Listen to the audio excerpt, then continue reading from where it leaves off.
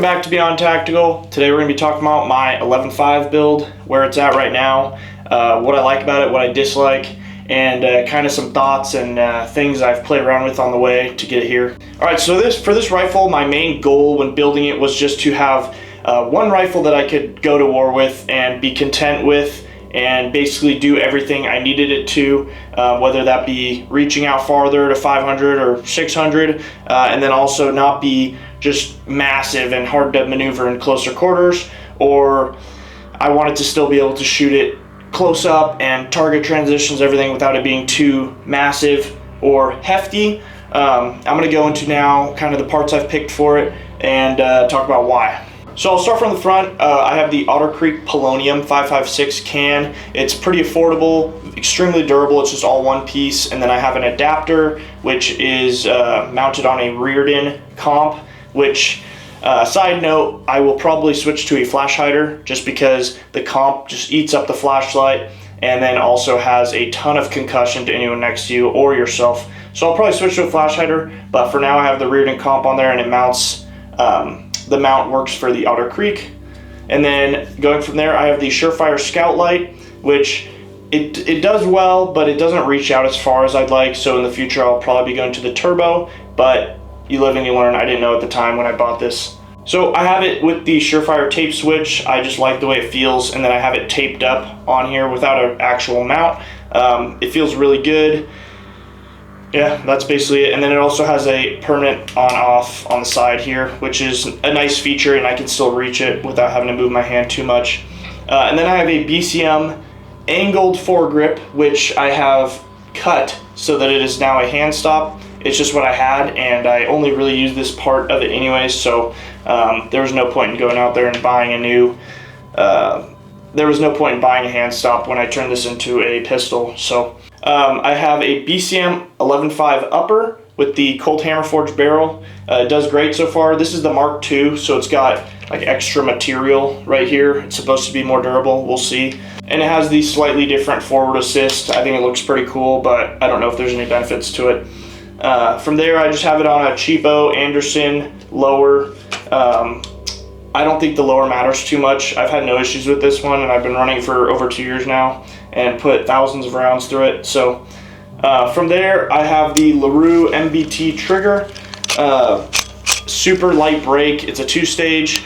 It's a much more affordable option than the Geisley, and back-to-back, you do not, like, I don't notice a difference. So I do recommend the LaRue trigger if you're going to build your own gun, just because it's just, for the price, it's just amazing. And then I just have the Magpul grip. I don't even know what it's called, but just a typical grip. And then in the storage compartment, I have 2 extra batteries for the flashlight, which is super nice that they have that little storage compartment in there.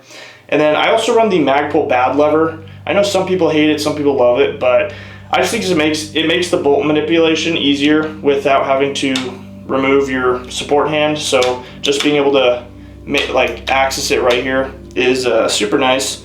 And then I have the Radian lightweight charging handle. I'm not sure if they still make them with the polymer, but it just makes, I just got the lighter one. It makes no difference to me if it's metal or polymer. So and then back from there, I just have Anderson buffer tube.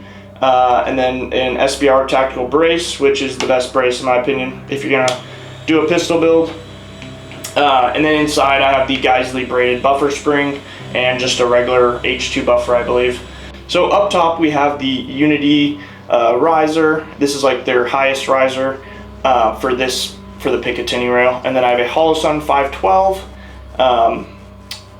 Correct me if I'm wrong, I believe it's the 512. But it has the multiple reticles, and then it has the solar on top, which is actually super useful. I've used that before. I've used this without a battery in the daytime, and the reticle's bright and clear, and it's pretty cool that they have that feature. It seems to work better on the rifle or the bigger optics than the pistol ones in my experience.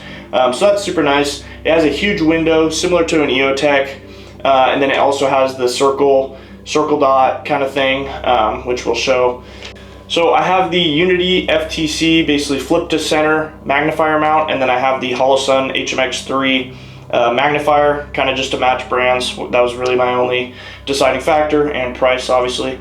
But now I'm going to just talk about how this rifle performs with the Magnifier red dot combo, the height over bore consideration, and then yeah, my experience testing it today with this Optic setup for the first time. So we're going to keep it really honest here. I do not have much time with the Magnifier red dot combination. I've had this red dot on here for over a year. The riser's somewhat newer on there, so I'm still getting used to the height over bore thing when you're up close. And then this Magnifier I just put on last week, and then we shot it today, a few hundred rounds through it, and kind of felt it out, getting used to flipping it up and down. So just first impressions using the Magnifier and red dot combination on here. It's going to take some getting used to for sure. I've never run one before, but some of the things I noticed is just the eye relief. You definitely have to know your cheek weld to find the target quick through there, just because it's magnified, you're going to have eye relief, and you have to keep your eye in a consistent place, which you don't run into with just a red dot. But there's drawbacks to everything. Same thing, you get the same thing with an LPVO, there's eye relief. And the nice part about this is just being able to flip it down and then see over it, and now you have, for close distance, you have no issues with eye relief, and you can see right over the Magnifier, which is a super nice touch. The other thing about this that I like, and I think it kind of fit my do-it-all goal for this rifle, is that really easily you can just take off the Magnifier with this QD mount here, and now you don't have that issue with it getting in the way, and you get some weight off the rifle, so you're back to just having a red dot, and it lightens up the gun, and it makes less snag points. So it's just nice to be able to take this off, throw it in your backpack or whatever, and now you're just to a red dot, and then if you need that magnification, you just throw it on there real quick. Something to also consider with magnifiers is that no matter how good they are, when you flip them up, there's going to be a slight difference in where the reticle is in the picture, and that's just due to the fact that this is not a solid affixed thing to the rifle. It moves, so that's just a downside you're gonna have to deal with. It's not too bad, but I definitely did notice today that the reticle would move around a little bit in the sight picture, depending on how many times I flipped it up and down. So the reason I went to an 11.5 for do-it-all gun is just because the biggest jump in velocity for 5.56 is between a 10.5 and an 11.5. So 11.5 is basically the shortest you can go while still maintaining as much velocity as possible in a maneuverable platform.